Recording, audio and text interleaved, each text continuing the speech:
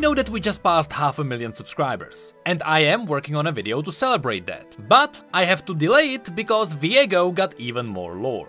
This was expected. When it comes to new champions, Riot gives us their bio when the champion is revealed, and then later when the champion is released on live servers, we also get what is called a color story, which describes what the champion is doing right now. Normally, it would be fine to skip this story, because usually it doesn't reveal anything new. It only tells us what the bio already told us, but from the champion's perspective. However, when it comes to Viego, just like it was with Samira, whose color story revealed Rel, months before she was even revealed, this time Viego's color story is also revealing new things. And since his story will continue forward throughout the year, it is important to have a look at it. Especially since this time around there is a lot of Easter eggs to break down. So without further ado, let's have a look at Viego's color story, called She. Each time Viego thought of her face, it looked a little different. Sometimes the eyes were just too far apart, or too close together. Or her cheeks were a little too thin, or a little too wide. Sometimes her hands lacked the calluses of a seamstress. But other times they were gnarled and thick from long days of holding scissors and needles. She wore a groan some days, and others a simple work frock. And on others still, she wore nothing at all. She was never the same, but always the same. Never there, but always present. A ghost of the heart Viego no longer possessed. Rent open when... Of course, this is referencing the fact that Viego doesn't remember the fact that his own queen stabbed him in his heart. Viego, on his shattered blackened throne at the bottom of the world, slammed his king's blade deeply into the rock beneath, cracking the obsidian and sending a brutal tremor across the entirety of the Shadow Isles. To his left lay a painting he could no longer bear to look at. For the fair Isolde's countenance had been too perfect to lay eyes upon, too lovely to grant him any peace or respite. He had thrown her away, leaving only the image of a foolish young king, who had believed the world was kind centuries before, but who now was rightfully dead. Or, if not dead, something else. Viego could not remember much of his old country that was not twisted by shadows or anguish. In his memories, he stepped out upon the sandstone streets and only saw Isolde before him. Every fresco on every wall contained her within a painted world that only he could touch, only he could see. Yet, when he went to reach for her, the illusion broke away, and he was here, surrounded on all sides by the putrid waters that had stolen her all over again. Viego ripped his blade from the ground and stood, smashing its great heft into the floor and walls as he wailed. Then he was still for a long while, regarding the ancient painting of the old kingdom as if he had seen something new. Regarding himself as he was before the Isles had been swallowed by darkness. Viego, he said. So handsome, so young. What became of you, Viego? Where have you gone? He dropped the painting to the floor, its frame cracking awkwardly as the canvas crumpled beneath it. Where are you, Isolde? Said Viego. Why won't you come back to me? But he already knew the answer. To most, the Black Mist is a plague. A vector for monstrous, life-sucking wraiths to assault the living and steal them away until the sun dies and the world crumbles into nothing. To Viego, it is his great, unending sadness, pouring ceaselessly from his broken heart, a testament to his love, of better days long gone by, and a cruel reminder of what was taken from him so long ago. It is this very mist that scours the land, tendrils infecting everything within their grim power, draining the life from whatever they touch, until all that remains glows with the soft necrotic green of the ruination. Yet, this too has a purpose, for as Viego's sadness ebbs and wanes, the mist surges forward, searching as if drawn to something old, familiar, safe. The wraiths and the spirits that travel within it do what they will, but the mist itself? No. It grasps ceaselessly for her. Everything Viego does is for her. And now, it has found something. Far from the shores of the Isles, far past the docks of Bilgewater, and to the coasts of Ionia. something on the mainland, hidden within a modest city at the edge of a river. The object calls to Viego, screams for Viego, demanding his attention at all costs. And though the people wail, though they run from the blanket of death that rolls softly across their homes and fields, though the wraiths shriek and the horrors stir to feed, Viego hears but one voice, and one voice alone. Viego, he imagines it says, for he cannot make out the words. The ruined king bursts from the fog like a hungry shadow, tearing through the first guard he sees as he lifts his blade high above the ground. The man's face contorts in pain as his body melts away and his spirit is absorbed into the mist. But Viego barely pays him any attention before he brings his sword down upon the second. Everywhere around him, ghouls feast upon the living, tearing them apart as their souls are dragged away to join the king's legions. Searing flesh sails through the air, arrows tumble across space, swords clatter and warriors fall.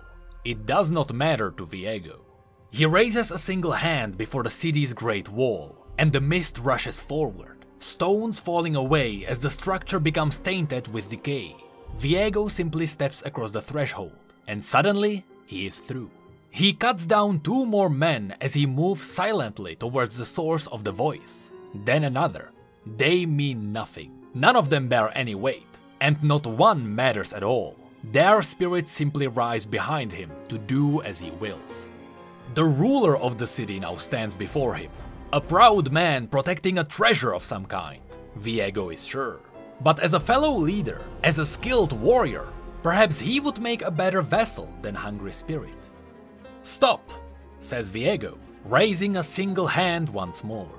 The mist, the wraiths, the horrors, the fighting, everything seems to freeze on the ruined king's command. "Behind you is a treasure you could not fathom the importance of.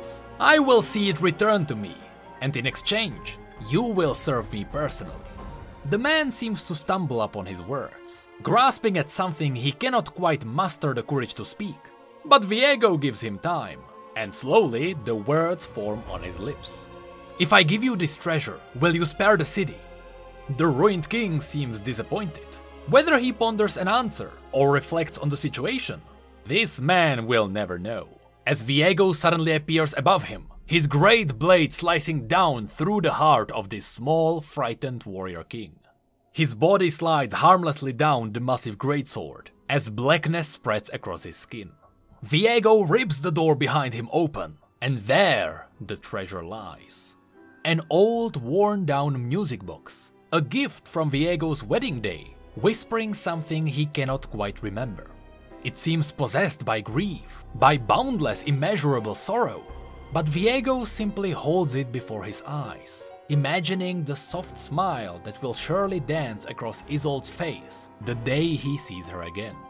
"What have they done to you, my love?" he coos, as the man he slaughtered slowly rises from the earth, ghastly green and blue throbbing from between the cracks in his skin. "Do not worry," he assures the music box.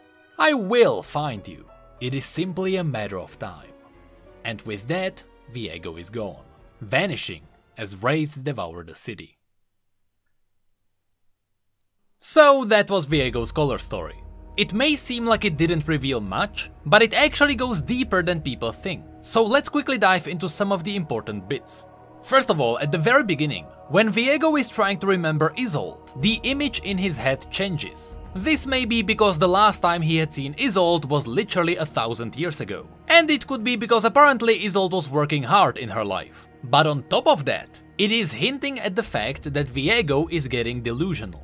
He sees Isolde everywhere where it only vaguely resembles her. This also explains why he thought that Isolde was with Yorick. Now, there is still a chance that Yorick may have some connections to Isolde, but we'll get to that in a second. For now, the first part revealed that Viego is slowly losing his mind. Next, it was interesting to learn about the fact that Viego destroyed a painting with Isolde. The story explained that essentially Viego didn't feel worthy of beholding such beauty in a painting. But still, it is interesting to see that even though he deeply loves her, he would still destroy something that resembles her. And here we should mention that yes, this is what Viego looked like when he was alive. And we even got a better version in Viego's Insight post. After that, Viego asked where is Isolde and why wouldn't she come back to him, after which the story said that he already knows the answer to this. Now, I'm not exactly sure what this means. I'm not sure if he thinks that someone stole her away and that's why she wouldn't come back, or if this is referring to the fact that the king thinks he knows where she is, and that's why he traveled to Ionia moments later. Anyway, then we get to Ionia, and this is where things get interesting. First of all, this gives us a reason why Viego would invade Ionia in the cinematic. Using the mist, he's simply looking for anything holding any information about Isolde. And because Karma is a literal amalgamation of multiple generations in one person, and the spirit of Ionia itself, Karma holds a lot of information. That's why she would be a suitable target. But to Viego, Karma is still a mystery. So instead, for example here, he found a music box from his own wedding day. But the music box is described as possessed by grief and boundless sorrow. So I wonder if these objects from the past, which are connected to him and Isolde, reflect on Viego's and Isolde's emotions. Here is where the theory that Isolde was split into fragments makes sense, because this would explain why Viego was able to sense Isolde in this object, while there is also Isolde's piece in Senna, for example. Or perhaps this would also mean that Yorick's Maiden of the Mist is also a piece of Isolde. I believe that this entire thing will get deeper meaning as we get more of Viego's story. But for now, just know that Viego is looking for any item from Isolde's past. And as a really cool Easter egg, if you go and listen to Viego's theme, you may notice that at the beginning, you can hear the music box. This makes sense because, as was described here, that music box was Viego's wedding gift, so it all started with that.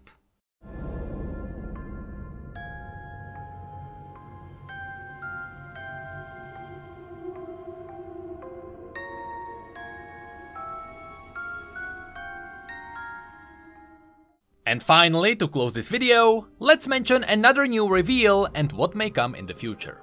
On Twitter, it was revealed that the Lost Kingdom where Viego, Isolde, or even Vladimir came from is called Camavor. Which apparently isn't just an island, it is an entire new continent somewhere to the east. And as to what may come next for Viego, well, remember how in this story he called the holy waters of the Blessed Isles putrid? And he was even blaming the waters for taking Isolde away from him. Interestingly enough, the Blessed Isles are not the only place with reviving holy waters. Shurima also has a similar place. So I wonder if this gets connected to the fact that the new Sentinel champion had their teaser placed in Shurima. I wonder if this means that after the events of the Ruined King game, Viego is going to travel to Shurima to give some context to the new champion.